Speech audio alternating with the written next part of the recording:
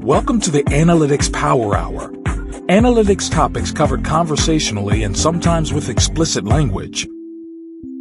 Hi, everyone. It's the Analytics Power Hour, and this is episode 235.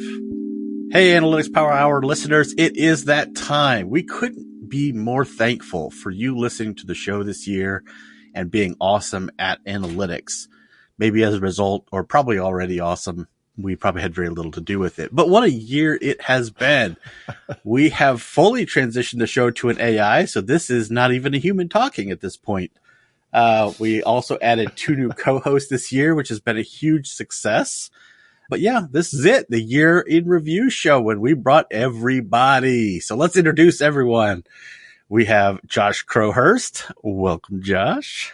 Hey, good to be here. It's nice to have you on the show for the year in review still. We also have Val Kroll. Welcome, Val. Thank you very much. Very ready to be reviewing. Excellent.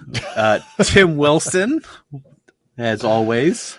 Hey, yeah, and it's good to see Josh. Josh didn't announce that, didn't reflect on that Josh was on some shows earlier in the year, not just making his annual appearance, which was nice. That's true.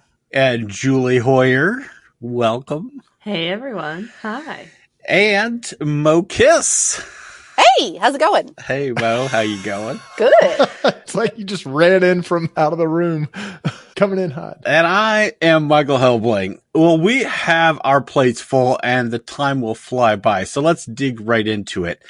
This year, we wanted to look back on 2023 at sort of major themes that shaped our industry.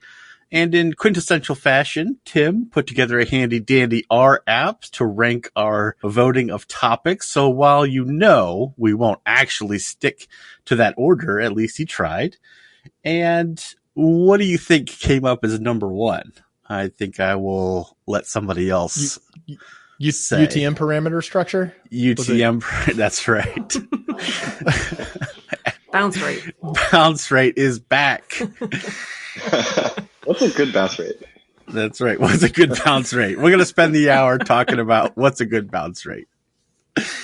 Oh, wow. I'm not going to say any more about that. But no, I think it's no surprise that probably the most voted item for 2023 was generative AI, AGI, whatever you want to call it. And certainly the last couple of months gave us no shortage of drama in that space in terms of OpenAI, which we could talk about if we want to. But yeah, why did we vote that number one? I have no idea.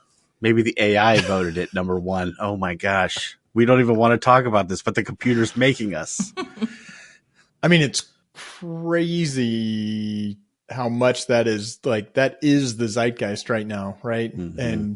And it feels like there's the really cool stuff that's happening with it. And then there's everyone and their cousin jumping on the train and defining things that, what you're doing is machine learning and you're referring to that as AI, or what you're doing is, statistics and you're referring to it as AI. But I'm not sure. Yeah, I probably saw a different thing, which was that I guess the reason I think of it as being so popular is I actually genuinely can't think of the last time in my life where something is so dramatically changing my ways of working, even individually. And then obviously working at a tech company, there's the effect on our own product and our own ways of working. But me personally, it's actually changing how I do my job, or how I spitball team name ideas or other stupid shit, or come up with lyrics to a song for my baby. Just all these fun use cases that are just I don't know. It's actually you can notice your life change because of it. Mm-hmm. And I just don't remember the last time that happened with a technology. I mean, the internet kind of did that for some the of us. The last time I remember it. Oh, that you remember it. Yeah. Back in my day, we didn't have no internet. Can I ask, it's funny, the AI stuff has come on, and AI is obviously driven by data, or data if you're in Australia, and that it spent this period where I feel like there's times where it's oh, this this is analytics, which to me, the more I've thought about it, like it is a very cool and powerful and useful thing. And it is a useful tool for an analyst in many, many different ways. But it's been interesting to me that it's like everybody's looking for the easy button. And I think we're still in a mode of where there are analysts and there are stakeholders saying, oh, can I just ask the AI, what my KPIs should be? Can I just ask the API to find me an insight? Like things that I think it's uniquely not equipped to do well. And it's kind of disheartening to see some aspects of the industry think, oh, now we've solved it. Like we don't have to have the curiosity or the technical chops or the stakeholder relationship management or the thoughtful creative thinking going on because we have the AI. And it's like, actually, no, like there's a lot of really cool stuff with it. But then I look at the core of what I see analysts doing and I'm like, no, the AI is augmenting aspects of that, but it's just not replacing what I think is the kind of the hardest and most interesting aspects of analytics. Yeah, I think like from my side, I'm seeing this like at least in my organization, there's a lot of excitement around, okay, we're going to do self-serve analytics with AI. Like you're just going to put your query in, you're going to type what you're looking for. The AI is going to interpret that. And then it's going to go and it's going to actually, do the underlying analysis and come up with the insight. Right. And that makes me nervous. It also makes me think a little bit about, yeah. I mean, I'm getting these like certain people in my organization are saying, oh, this is, this should be our big focus. We should be making this something that we're building for our stakeholders in the next year. And I'm like, hang on, I don't think we're there yet. And also, even if that were possible, I think that it's still a bit dangerous. Yeah, it makes me nervous. It's interesting you say that exact example because I was just catching up on some newsletters and one from Ben Stansel. He was talking about AI and he was actually talking about an example like people say, oh, just use it to do all of your SQL queries. And he was like, but if you're an analyst, when someone says a generic question, all of a sudden you're saying, well, do you need year to date? What's your time period? What's the definition of the metric you're actually asking me to pull? Oh, did that change? Is the ETL broken? Like all these things that an analyst would have to know. Don't forget to exclude this thing because we always have to exclude this thing. Or like different geolocations, right? And so even if you were prompted by AI then to say like ask you those specific things, those are just like inherent trip ups that analysts run into. And then if those change over time, it was interesting. He was saying, so the people that got into AI to do cool advanced stuff just become the keeper of like the black box and making sure the data is healthy. Yeah. It's like this full circle thing. It was really interesting. But so as in like, because what I take away from that, like I'm kind of smushing together two thoughts from like Tim and then Julie and Josh is like, I still think of it as like AI is there to do the simple stuff. And the thing that's actually hardest about it is to do the prompting well to get the right output.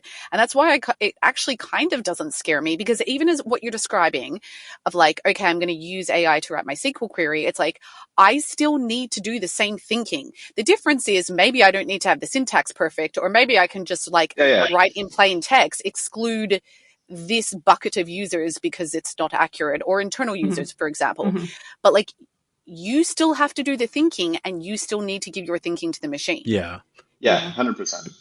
But Josh, weren't you saying it going to the business asks the AI? Yeah. That's the terrifying. That's what makes me nervous, right? So what you were describing, Mo, about how it's there for the simple tasks, that's exactly where I'm kind of landing on it right now with the current applications. We at Further, our technology practice lead ran a Gen AI robo mind battle, as he called it, where we put together these like random teams of people to try to develop solutions that we could, bolt on to things that we do at Search Discovery. And the intention was to make it client facing, but the majority of the teams actually ended up presenting solutions that were increasing operational efficiencies or would turn inward to help assist one part of the process that we felt was like especially arduous or like not something that was like a good use of the analyst time, but it still required exactly what you said, like that thoughtful process up front. It was really just like an accelerant. And so I thought that was interesting that everyone's like, yeah, solutions. And then it was like, yeah, to help the analysts. And it was all mostly internal things. Well, that's like, if you ask the business, how many times of analysts have we had somebody say, I have a quick question or I have a simple question. And so when we say, oh, the AI can do the simple stuff, well, it's pretty common for somebody to think it's a simple question, and then it's the human that responds. And I mean, it's easy to sound like a gatekeeper, but it's just, if 1 out of 10 of those where they just say it's a simple question and then they just get the answer and they run and broadcast it, and then it's out there and you've got data distrust. Okay, let's just take a step back, right? Like, you can have stupid people now who can look at a graph and completely misinterpret it. So like, the only difference now is that the person is like potentially asking the question of AI, visualizing it, whatever it is, getting an answer. And like, it is still about fundamentally a person misinterpreting because they've asked the wrong thing or they like haven't given the right inputs or whatever it is, right? So like, I just don't, as the person who started this conversation by being like, it's completely changed everything, I'm now like, it hasn't actually changed anything. It's still about teaching people how to ask the right question and like what those caveats are and like how to think through a problem. Like, it's just using a different tool, which might be a bit better or like make things a bit easier. Yeah, I'm just going to get preachy, and I would feel stop. Like Tim is getting angry and angrier. I would stop short as referring to the people being stupid and like that. Like that is kind of we talked a lot about like relationship and skill stuff, right? So just that caveat. I mean, I don't know. There are a million angles to go on this. All right, it's time to step away from the show for a quick word about Piwik Pro. Tim, tell us about it. Well, Piwik Pro is easy to implement, easy to use, and reminiscent of Google's Universal Analytics in a lot of ways. I love that it's got basic data views for less technical users, but it keeps advanced features like segmentation, custom reporting, and calculated metrics for power users. We're running Piwik Pro's free plan on the podcast website, but they also have a paid plan that adds scale and some additional features. That's right. So head over to piwik.pro and check them out for yourself. Get started with their free plan. That's piwik.pro. All right, let's get back to the show. I think the key thing is that we're generative, right? When I think about analytics and AI, I always remember that it's a generative AI, which means it's built to make stuff up. And so depending on how you ask, it may give you things you do or you don't want. And the way you ask, and like, I think Mo, you talked about this, like prompt engineering, kind of giving it the guardrails to pursue the answer that you're looking for. That's kind of the skill set. I think this isn't an original idea with me. I think I heard this from Mike Taylor, but he sort of said, I think prompt engineering will be like the Excel skill going into the future. So like if you're good at pivot tables today, tomorrow you'll be good at prompt engineering. That'll sort of be the skill to have in the future. But I think that's, to me, when I think about it, the applications, there's so many of them, but I find that it's mostly for me so far been an efficiency, like you said, Val, like in a kind of an efficiency play so far. I haven't used it to analyze data yet. But can we just, I mean, I think that we do have a semantic kind of challenge in that AI has been around. People have been doing things that count as AI for years. Generative AI. No, I'm pretty sure it was this year, Tim, was the first time. Well, but I think like you're right. I keep trying to say like the generative AI, I think is what's super, super unique, but then that somehow caused a feedback loop to people that are like, we're using AI. And what they're doing is not generative AI.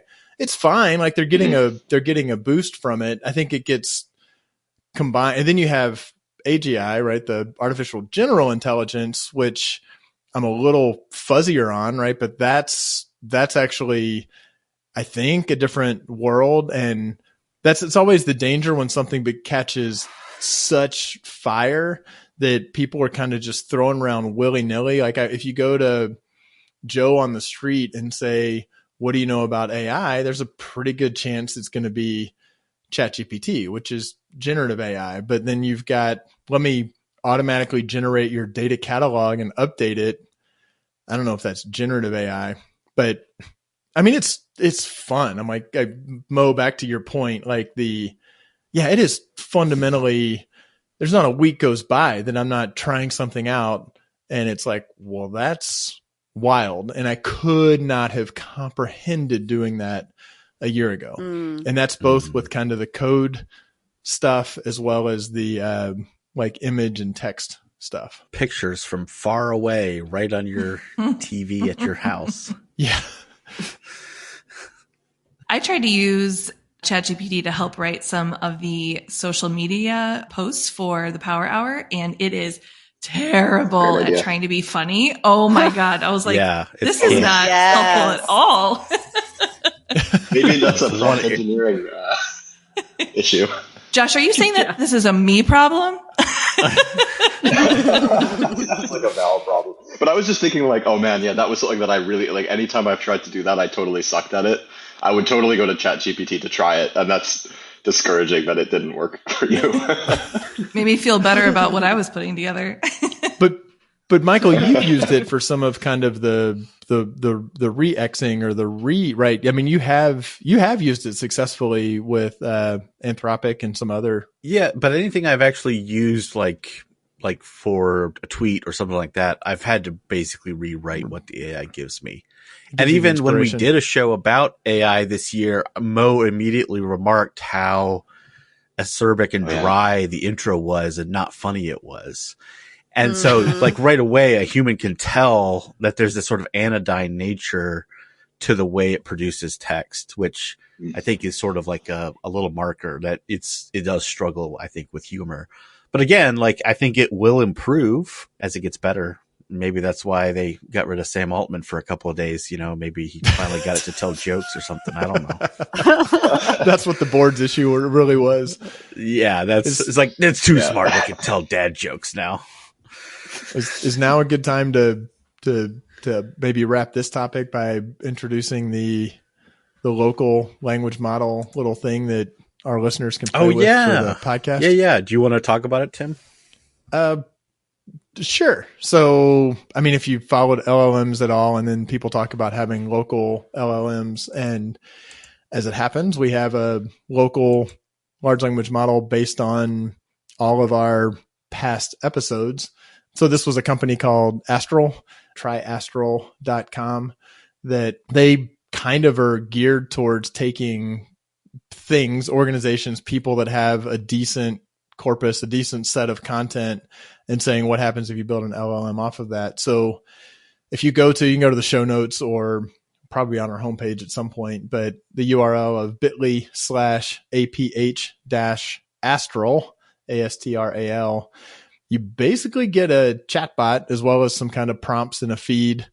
It is a rapidly developing tool, but we would kind of love for you to play around with it. Astral would love for you to play around with it. Maybe the one request is it'd be awesome if you thumbs up or thumbs down the responses you get. Like we have, as a group, have gotten some amazing answers and have gotten some absolutely terrible answers. And we've asked it some stupid questions and gotten some silly answers. So it's kind of fun.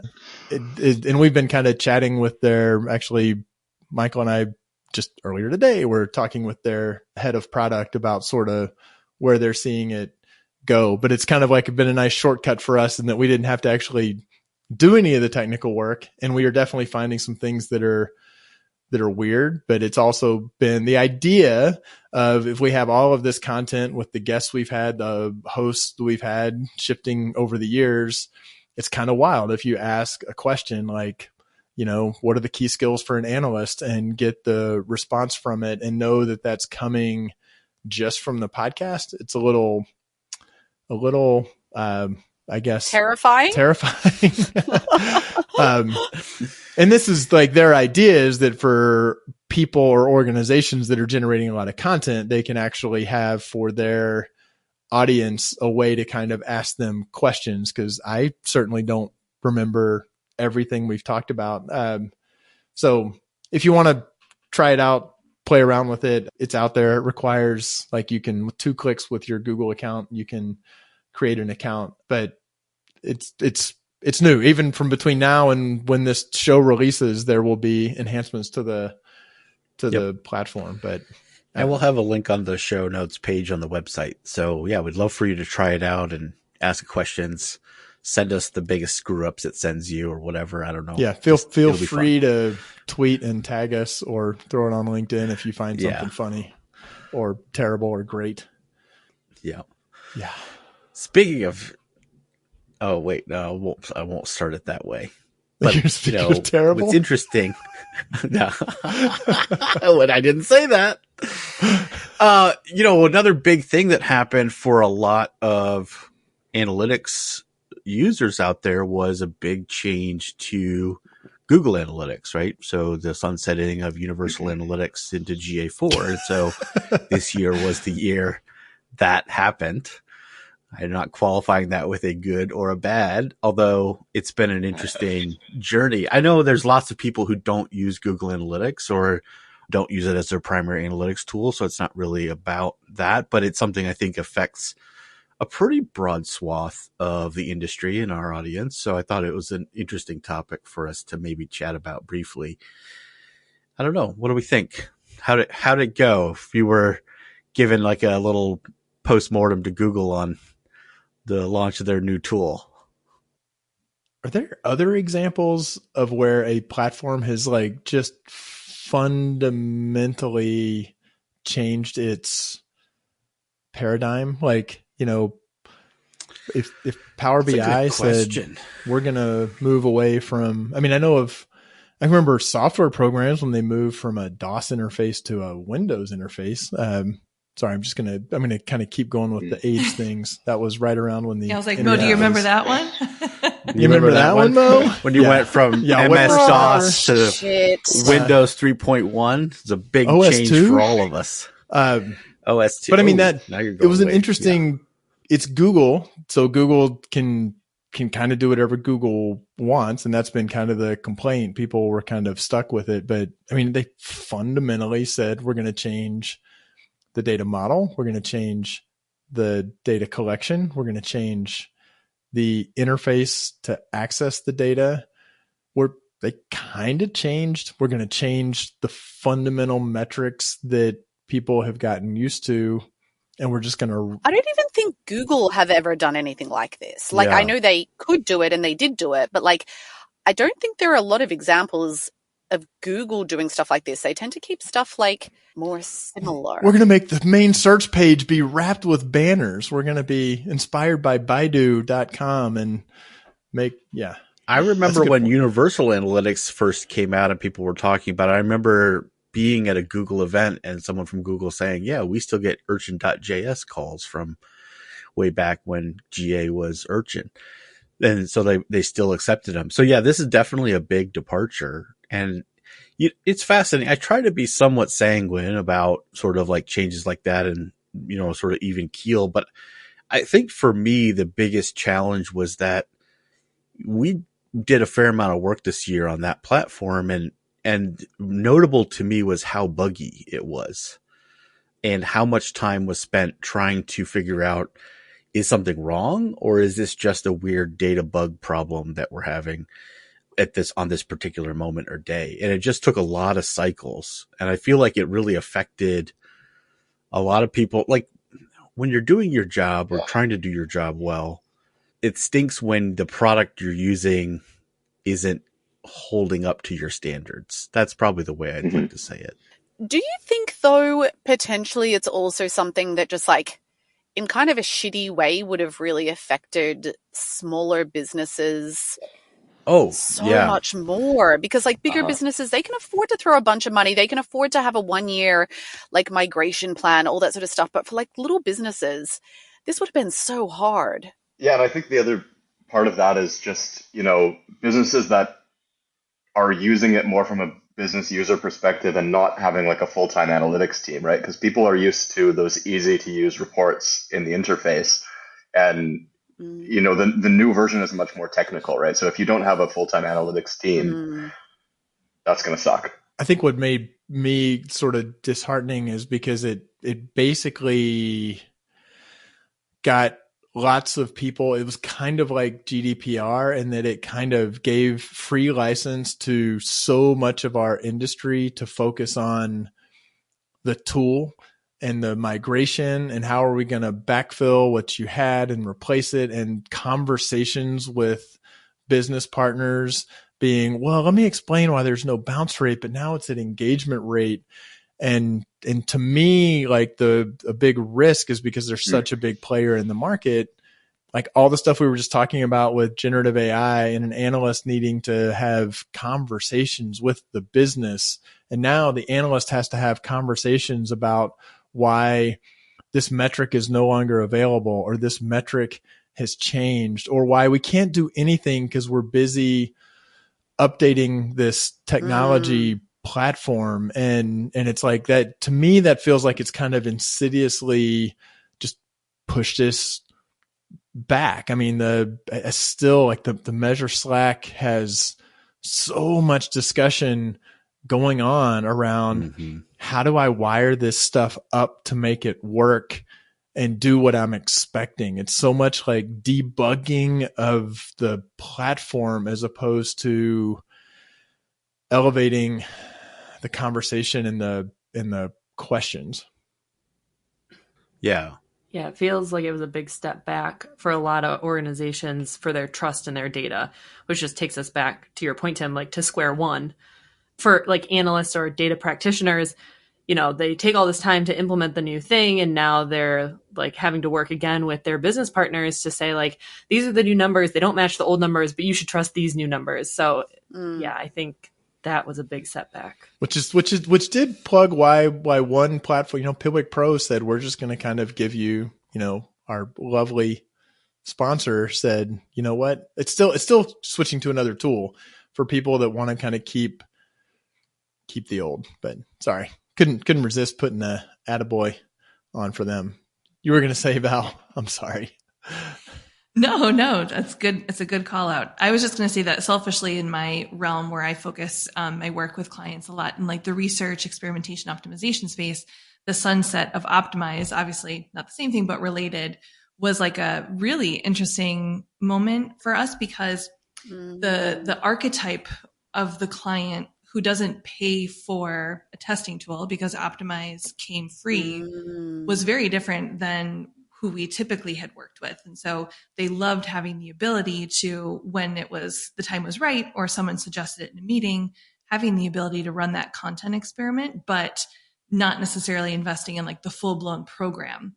But now they feel like they're at a loss. And so now they're thinking about, well, I have to spend, $15,000 for VWO or AB Tasty or some of those other smaller players. And now they're thinking, how do I justify that investment? And who should own this program? And so it kind of like became a moment to like start a bigger conversation. And it was really interesting. Some of the organizations that were like, well, if we're going to do this, we're just going to do this. Like, we're going to go Optimizely. You should tell us like what job recs we need to hire up for. That's and surprising. It was just like it took so many different directions I wasn't expecting, but it allowed us to talk to a lot of different client types or prospects. And it opened my eyes to a lot of different, aspects of this that I hadn't considered about making a case for in a really long time. So it was interesting. It caused a lot of interesting conversation. I think I just said interesting 6 times, but it really was interesting.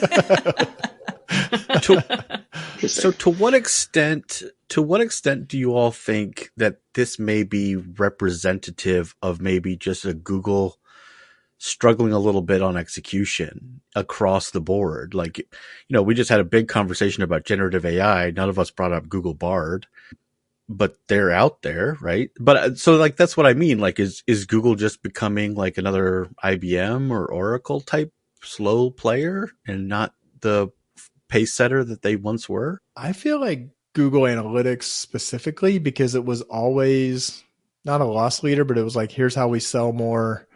I feel like they have taken their eye off the ball, and knowing enough people who are or were kind of on that team, like I do get the sense that Google was like, we're investing in this Google Analytics thing, and the money comes in from another channel. I mean, where they're making bank on search, but it was kind of weird. Like they understood that dynamic for a while.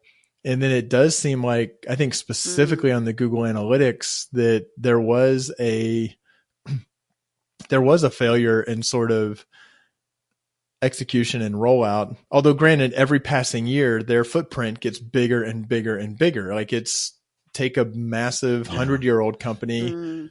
It's a lot harder for them to shift. And Google's now been around. Google Analytics has been around for a long time. So I do think it becomes more challenging the more entrenched that you are. But I don't know. I'm not going to give up on I'm not going to say that their AI execution is struggling. Not that they haven't had some black eyes. Well, all I know is Google Analytics was doing just fine until Krista Seiden left, and then so okay, maybe Google, you got to look into that. The views expressed on this podcast are yeah. Oh, everybody knows already. Personal in nature. Yeah. All right. Well, let's shift to maybe something a little more positive. How about? Well, we could stay negative a little bit. You're going to direct us to something positive? No, I was waiting for one of you to jump in and say, "Oh yeah, this." I'm not the one to do that. I can jump to another kind of negative, but most of the ones on this list. Jeez, of course you can, Tim.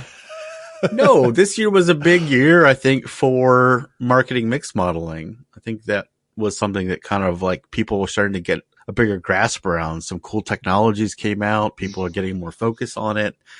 It's starting to slowly become maybe even like something people are willing to like pursue instead of multi-touch attribution. Blah. I do feel like this year there was maybe a bit more traction with marketers, as in like, I feel like the data community was kind of already there, but I feel like this year is the year that like, and this is me personally again, but I feel like I haven't had to explain incrementality as many times this year as I have in previous years. That's or important. like the concept of like MMMs and how they work with experimentation and that, well, I mean, this is obviously hyper personalized now, but I do feel like there was quite a bit of progress there. And there's also just a lot more vendors in the market now. Yeah, and also just the availability of some of these open source. I mean, Meta has their Robin, and they also have an open source. I just learned about GeoLift for geo experiments, like another package they put out for that. They had a session the other day. It was, I think they called it their open source marketing science summit, something like that. And I was on that one, and that was kind of cool just to see what's coming out, like Python API for Robin. First time I ran into this GeoLift package, and then, immediately going to start exploring these just personally in my own work. So I think that's kind of cool that they've done that. And I may put a link to that one in the show notes because that was kind of an interesting session. I remember Mo, and you and I offline talking about how do you explain incrementality quickly and simply and clearly a year or two ago. So I wholeheartedly endorse that. And I think, Josh, and that's, if we look at the community from the MMM, big hats off to Jim Genolio for all the work he's done to try to really support, and Michael Kaminsky, who was, previous guest on this show, not talking about MMM, but there does feel like there's a community coalescing around that. There is a Slack team for MMM, and those discussions are fascinating because there are people who are really smart and really knowledgeable, and some of the questions I can barely even understand. And then you also see the questions coming in where it's like, okay, now people think this is their silver bullet and MMM's going to do everything for them. So it's like there's an adoption curve for all of these. I remember a few years ago when I was at what the company now known as Further, Search Discovery, and a new head of data science came in who she was like, look, it's MMM. Like that's all it. And I'm like, no. It's randomized controlled trials. It's all that. And I feel like she was maybe over-indexing a little to the MMM. I was over-indexing to the experimentation. And now, I mean, I don't know how much is me personally versus the industry. The MMM conversation seems to be talking a lot about experimentation complementing MMM, and sure, you can keep your multi-touch attribution. But we had, was it John Williams, who's the Lift Lab guy, Mo, that we had on? John Wallace. John Wallace, yeah. That was kind of in that vein. And I was like, at the time, I was like, this is wild. And some of this is, I think Canva's doing some of this. Now it feels like there are lots of people saying, sure, I see where these fit in together. And what's crazy is none of that is this user level tracking bullshit, where you just get sucked into the minutia of how can you deceive the user so that you can actually track and target them in a way that they don't want you to do, but you're telling yourself that you're okay. So I do think that's really exciting. I think the loss of some of that data, like coming to terms with it, is kind of maybe part of the reason that this is coming back up. And maybe, Mo, to your point, why it's coming more in the realm of the marketers, even because it's like just coming to grips with that reality, especially as we near the next cliff. Yeah. All right. Well, there's too many topics and too short a time, so we're going to change our focus a little bit. And yeah, we didn't even talk about things like privacy, which is obviously always with us, and changes happening all the time. But Julie, what do we got to look forward to in 2024? What's top of mind for you? Oh boy.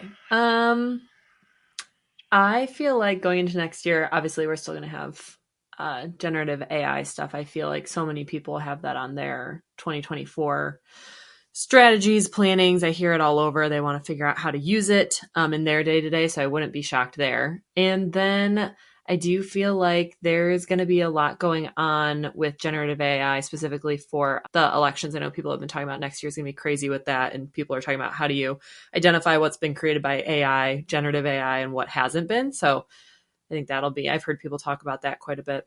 Trust nothing. Yeah. Do your own research.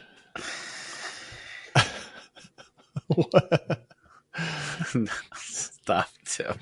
I mean, is it with the generative AI, like that sort of sea change and needing data, especially I think as organizations, there's a heightened awareness of the risk. Like you want to use your data with generative AI, perhaps.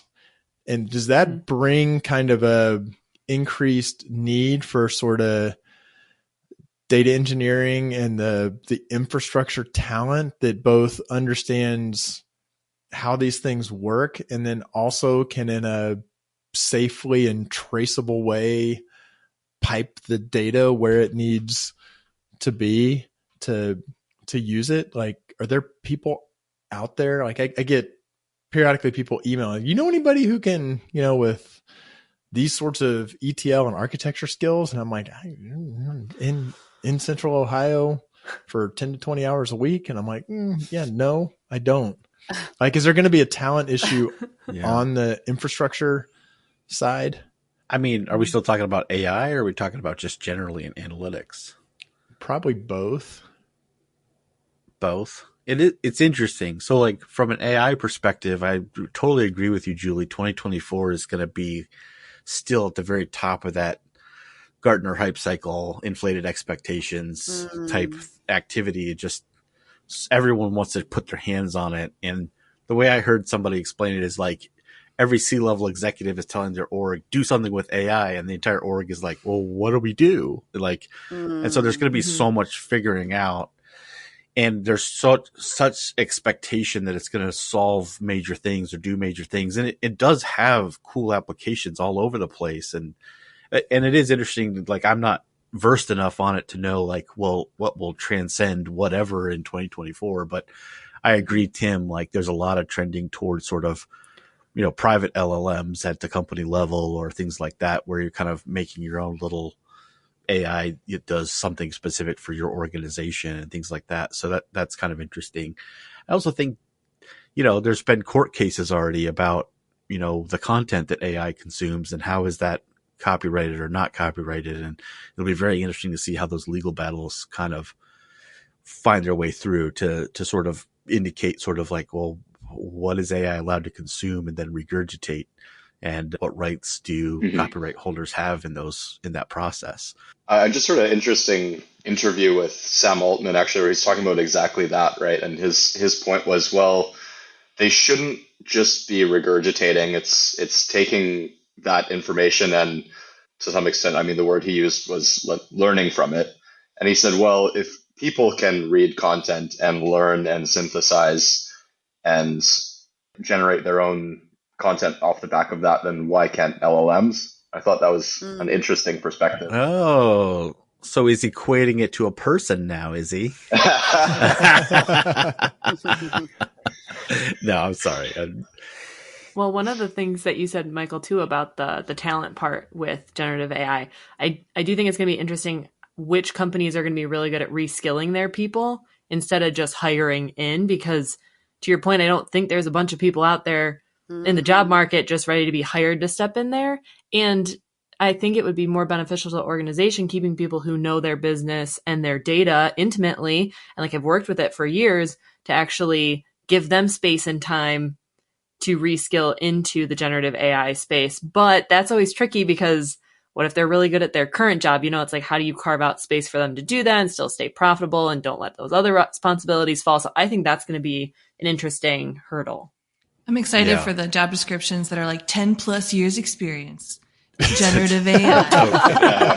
Yeah. Oh, did you guys see the kill switch engineer job description? Just while we're on that, OpenAI kill switch engineer. Oh, no. Too terminally online for this group, but there was it's like a meme of OpenAI posted a kill switch engineer, and it's just like, oh, like we just need someone to stand by the servers and throw some water on them if this thing starts going haywire. 500K per year. That's an important job. Oh my God. Willing to work weekends. I'm sorry, Hal. I cannot do that for you. So it does tie into another topic though, Tim, that you kind of surfaced, which is around talent, which is certainly there's a ton of talent that's leaning into AI, and we're all trying to explore that and figure out where it works and where it doesn't and skilling into that space.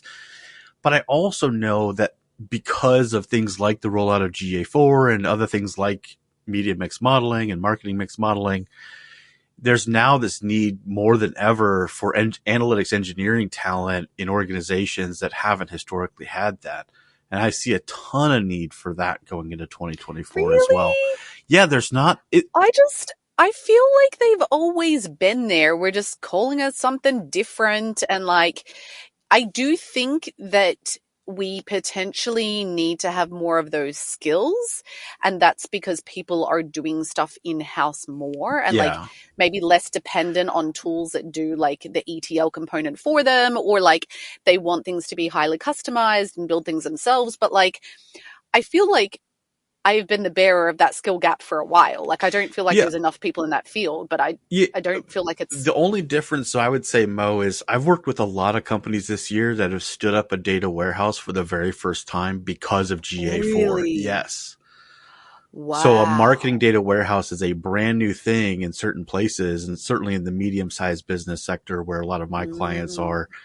That's not something that historically they've done for marketing analytics or digital analytics, and now it's a necessity. And so that's where I see this gap emerging is, sure, there's plenty of analytics engineers and we're always in demand for those, but there's a whole new part of the economy opening up to this need that hasn't really needed it before. And it'll be very interesting. At the same time, I don't know if I recollect a time when I've had more friends not having jobs in the analytics industry in terms of just layoffs or, in between work or whatever. And so it's an interesting, weird time because it's sort of like, okay, so is it sort of like you said, Julie, is it sort of like a skill hopping issue of sort of like, we need to move from sort of being digital analysts to being data analysts and analytics engineers with the right skill sets, or so it's very interesting. When I think of, I mean, I know some super talented, thoughtful, creative, experienced analysts who have been caught up in layoffs for whatever reasons. And to me, it's super disheartening. Like what scares me is if we say, oh, the problem is we need more data engineers. Like there's part of me that says, good Lord, if we just scrapped all the data, I'm not going to worry about the marketing and their wants to creepily do retargeting and targeting of their audiences. Throw all that out from an analytics perspective. Like what if we had no data outside of revenue at an aggregate level and said, instead of hiring all that infrastructure, we're just going to come up with really good questions and we're going to do it purely experimentally or something. Like that's what scares me is that this becomes this death spiral of chasing the data completeness and the data quality and the multiple data sources. And I do, like, fundamentally at my core think that is scary, because you can suck that doing that will expand whatever investment you can put into analytics. It can be filled with that. And I think there's an opportunity to say, what if you stop and say it's good enough and you focus on the business? So do you think, Tim, like, just trying to understand, like, exactly the problem, is it like we're getting too complex, and like ultimately our practices and like how we're, I don't know, modeling data and all that stuff is just like we're focusing on complexity instead of whether we're asking the right questions.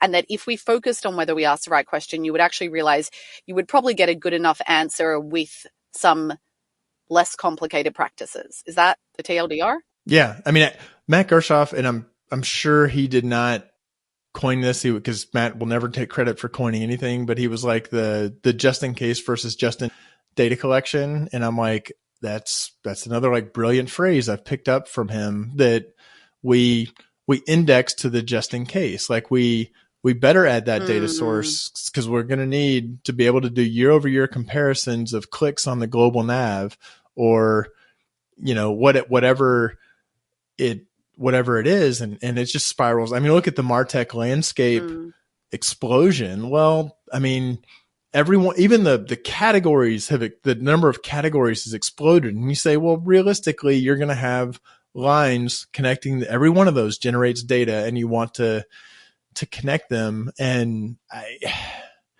it feels wrong to me, because I watch the discussions be around which data is correct. Can we have this other data? Can we connect this ID who completed a lead to the ultimate conversion? I mean, I was having a discussion with another industry person, and I'm like, oh my God, like it's a good idea. You had a good idea and then poorly executed an experiment. And now you're in the minutia of the weeds of trying to exclude bots and do this and do that. And instead you could have just said, what if we design an experiment well, took a big swing, and then all of that goes away.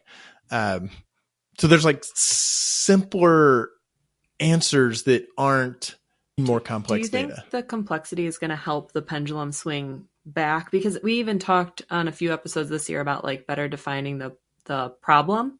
And I've heard that a little bit more with some groups I've worked with this year. And I do wonder, because everyone's kind of realizing, oh, it's so complex. People have been more, or their eyes have been open more because of, you know, privacy and other things going on, that like collection of data has never been perfect. It isn't going to be perfect moving forward. So do you think that will help push people actually to kind of like focus back in on like, I need to be asking a better question. So then when you dive into the complexity, you've like better structured your guardrails around like what you actually need to care about looking at, because you know the like problem you're actually trying to solve in the question is more clear. God, I hope so. But well, the thing I was going to say earlier, so you talked about that there's some clients that you've worked with that are stood up for a data warehouse for the first time. It'll be really interesting to see how they leapfrog past some of the pain points that a lot of other companies have been experiencing along the way. Because I just learned, and I might be late to the party, but I just learned what data mesh is, that whole like decentralized data architecture model. And I was like, well, shit, just when we thought that we understood the problem, I think that that's going to be another thing that adds potentially complexity, even though I think it's intended to be more simple. I don't know. It's another layer of consideration. But the whole modern data stack, I mean, there's another like Ben Stancil shout out. Like, I feel like he is, whether he's intended to or not, he's leading the charge with kind of wringing his hands about, oh my God, we keep having the new solution, and the new solution. Oh, you just add one more, 7 more pieces of technology and just stitch them together and then wish away the cost of that complexity. And then it'll all be good. I mean, data lakes, remember when data lakes exploded? I mean, there have been Tim, I just feel like, I mean, it's all a bit negative. Like, isn't this what we strive to do? We strive to build something better, to like fix the problem, to build technology to make things easier. And like, yes, I agree that it increases complexity, or like, I don't know, but like, I feel like the intent is good, and the world and the technology that we're existing in is like getting more complicated. So therefore solutions are getting more complicated. Well, you're the one who called stakeholders stupid. Also, I want to retract that. Can we please retract that? I'm mortified I said that, because if someone said that to me, I would be like, we do not call people stupid. So I'm very sorry for saying that. Oh, it would have come out of my mouth, and this could have been switched. It could have come out of my mouth, and you could have called me on it. So, but the key is that there is a human nature instinct to say, what can I add to this to make it better? Yeah. And I think that is a massive challenge to say, what could I remove to make it simpler? And now, not only if I realize that, I've got to convince somebody else that they don't need that data. They don't need that integration. I had a friend who spent like 3 years at a major financial institution doing nothing but data cataloging of terms. When he said, this is a waste of time, nobody uses it. We are making a data dictionary for the purpose of having a data dictionary that no one uses. He was like, this is insane, and I can't get them to stop. So I think it's just recognizing what we're being drawn towards. Sorry, Michael. I had to get that out. No, I think maybe what we're seeing is that to your point, Mo, the increase in complexity is splitting what we have typically considered digital analytics or analytics. It's splitting it out into its component parts. There's some technology associated with this that's now moving back over into the technology function.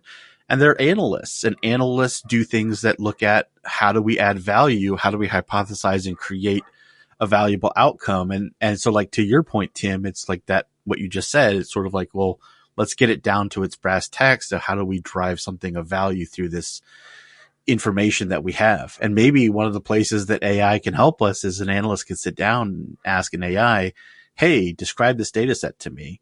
Tell me everything I need to know about it, and ramp up their data acquisition skills, a la what Violetta Apgar talked about in getting ready to expose and do analysis in better and better ways.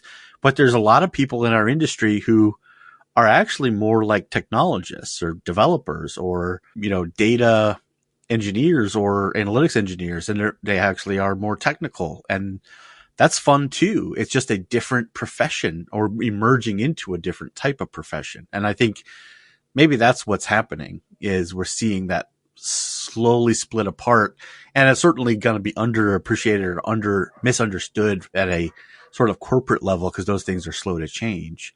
But it is exciting. I just remount my soapbox one more time? Like, if you ask who gets paid with the increased technology. Is there any chance that you wouldn't necessarily do it, or is it for sure guaranteed? That's why I'm producing this episode. Okay, well, then go ahead. I mean, if you think about who gets paid when you add complexity, a lot of times that's adding technology. And The technology vendors get paid when you add the technology, not when value gets realized down the road. Consultants That's right. often get paid to implement the complexity, support the complexity. So again, well-intended. I'm not knocking them. They believe in all of that, but there are just the forces that are driving an additive mentality that it is really hard to push back against that and say, we shouldn't be doing that. So there's just the incentive structure is unfortunate. Well, I'm excited to see what you do about that in 2024, Tim. Wink, wink. All right. We have got to start to wrap up. This has been so great talking to all of you. Like, I like how passionate we are about these topics, about what our industry is going through. I don't know. Any final words, wisdom? Just go around. We're not doing a last call, but maybe just any encouragement to It's just not called the last call, but it's still a last call. It's not. It's a word of encouragement to our listeners, Julie. No. Panic. The word of encouragement is for every listener to find their little community of like 5 other people that they can periodically sit and have conversations about the space like we have. So I'm going to throw out my like positive thankfulness of having this podcast go for another year where I get to rant and actually get smacked around by Mo and others. Hey, justifiably. And frankly, Tim, well deserved. And frankly, Tim, we're sick of your shit. That's right. No. Oh man, I tried to start it off. No, you did. I'm waiting for somebody else to go now. It's too good. It's too high of a bar. Oh, geez. I think my thing, and we actually didn't touch on it today, that just like I keep coming back to is like, we keep talking about the like technology and the problems and the working with stakeholders and stuff. And like the bit that I just am already thinking about for next year is like, how do we keep developing the soft skills so that we can do all the stuff we need to do and fit in with AI or whatever the technology is? It's still just like the bit, that's top of my mind is the, how do we communicate better? And it doesn't matter what the technology we're using is. It's still just like, it's all about that stuff. I don't know if that was positive or just like pensive, but I like it. I don't know. This will be my small piece of advice. At least this is what I'm trying to remind myself going into next year. So maybe it's helpful. An oldie but a goodie. Control what you can control. I think especially like we were just talking about in the face of complexity, sometimes just focusing in on like your sphere of influence, the direct people you work with, like what good can you do that day in that space can be kind of helpful and calming when things feel crazy and big and too much to move on your own. Asking ChatGPT to write an analyst-oriented serenity prayer right now. Oh, send it on over. I think in the spirit of like things to keep in mind for 2024, because generative AI for me still just feels like an answer begging for a question. And this kind of ties still to what we were just talking about with chasing technology, that if we really stay rooted in the business problems and the opportunities, like you really can't go wrong, right? So just making sure that like you're constantly checking in and asking yourself that, I think will help kind of be some of your bumpers on your lane to make sure that you're not, just chasing the next cool, shiny thing. Oh my God. Grant me the serenity to accept the data I cannot change, courage to interpret the insights I can, and the wisdom to distinguish between statistical noise and meaningful patterns. Then it goes on, but I'll stop there. Who said ChatGPT can't be funny? Oh. Tim, that could be your first tattoo. Just get that. That feels right. Oh man. The Analytics Power Hour, pioneering the first 12-step program for analysts. That's perfect. It's got 5 full stanzas. So yeah. That's great. Josh, you got anything? I don't know. Just try to be useful. That's my mantra for 2024. Just try to be useful. I love that. That's good. Simple, sweet. I like it. Where my head's at. It's kind of channeling like Cassie Kozyrkov, right? She's like, I was thinking of her when you said that, Josh. I was like, that makes me think of Cassie. Oh, nice. It's interesting. I think for me, I think the thing I'm trying to do more of in 2024 is just take my mistakes and learn from them. So like always, but you know, it's been a fun year and I look forward to next year in terms of what things will happen. And I think it's, you know, somebody said, and I'm clinging to this desperately, that it's a sign of intelligence to learn from your mistakes. So that's what I'm trying to do. And so, yeah, that's the encouragement I'd have for somebody else out there. If you're making mistakes too, then just remember that if you're learning and adapting to them, it's a sign of intelligence. So you're super smart. All right. Well, 2024 is going to be a great year and robots will be able to do our jobs for us. And we'll be able to sit back and just pluck insights from the lowest hanging fruit. That one's especially for Jim Kane out there. And, yeah, I don't know what else to say, but obviously no show would be complete without a huge thanks to Josh. And you're right here, Josh. Yay. So thank you. Josh, you are so useful with every episode. Yeah. No, I'm just saying, like, we don't get to thank you in person that often on the show. So thank you for everything you do for the show. And thank you guys. Julie and Val, what a privilege to have you two join us this year as co-hosts. Thank you so much for all the work and time you've put in to help push and pull the show forward into new and exciting areas. This has been a breath of fresh air and amazing to have you both join the show this year. So thank you. No one's told me that they regretted it yet. So yeah, all the surveys, maybe in 2024, all the surveys we've put out have been pretty positive. 2024 year in review. Yeah. Get the hook. And Tim and Mo, what can I say? But you two are awesome. And I love working with you on this show. It's a delight, even though we might not always get along. No, but we typically always come back together, and that's what sort of makes this podcast happen. So I loved looking at the issues that face our industry together. And I look forward to next year. Please do reach out to us. If you try out our AI tool, astral.com/@analyticspowerhour, I think we'll have it in the show notes, but go try it out. See what you think of it. Tryastral.com or bit.ly/aph-astral at digital analytics. Shit. I don't know. There you go. Yeah, that's right. I don't know the link. So we'll get that figured out and put it in the show notes, and that's where you can find it. And yeah, anything else you want to say to us, please do so. Measure Slack or LinkedIn, whatever you want to say. We appreciate you listening. All right, onward and upward into 2024. And I know I speak for all of my co-hosts, Julie, Tim, Mo, Josh, Val, when I say whatever 2024 throws your way, keep analyzing.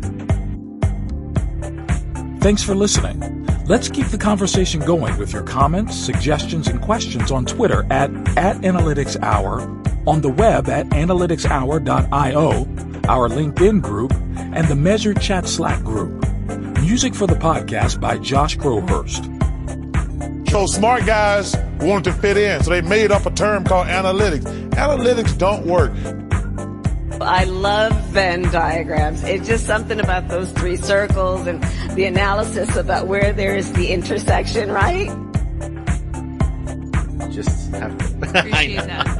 Love that. No, as I was reading that, I was like, I don't know. It's like, we're just going to jump into it. It's like, it'll happen. Jesus Christ. There's Tim all over again. You're like, good God, how long did it take to calm me down? No, somehow Val asked in a way that doesn't make me upset. So I don't know what she's doing differently. Soft skills. Soft skills. Oh, man. All right. Well, good that you were recording that. Glad I got that on, yeah. Oopsies. In 2015, I had to become an official registered U.S. importer-exporter because of all of the shit that I bought from Australia. What? My husband was like, I'm sorry, what is happening? But yeah. What? Wait, what did you buy? That brand Black Milk that did like the crazy leggings and everything. it was like started that trend. Yeah, well, I was obsessed. Okay. Also, do you think I'm a crazy legging person? My clothes are like white, cream, gray, black, navy. That is like the most color I own. I'll just show you some pictures. You'll appreciate it right now. Okay, I want to see these. What was that? What was the company that they had on Seinfeld? This Vandalay? Vandalay Industries. I was so tempted to include that in my paperwork. You have no idea. Vandalay Industries, import-export. That's such a random... How do you do it, Val? That's so random. Did they just stop you, like, ma'am, you're buying too many leggings from Australia? Like, here's some extra paper. Well, every had to go through customs, and so You once must it be a reaches certain reseller? dollar Nope, amount- just for Yeah. Did they give you a wholesale price? You just be like, yeah, I'm a business, so just, I'm your black milk US retailer now. But I only need one size in all. Yeah, that's right. Yeah, I have a very specific target audience. that's right. I know my consumer. What's the One. Oh my god, I can so imagine you in this.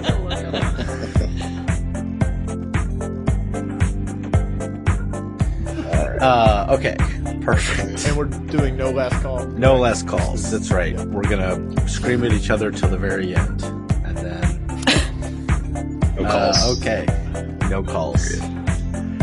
All right, we are singing the Christmas song though at the end. Everybody practice that. Just See how kidding. hard my heart I'm started sorry. beating? I was like, which one? Yeah, I was like, I'm game. I was mostly trying to get a reaction out of Mo, and she was like perfectly straight faced, like, "Yeah, I totally expected that." Okay. No, I was like, fuck you, that's never I happening. know. Okay. Well, it's same thing. All right. Let's go. Rock flag and be useful.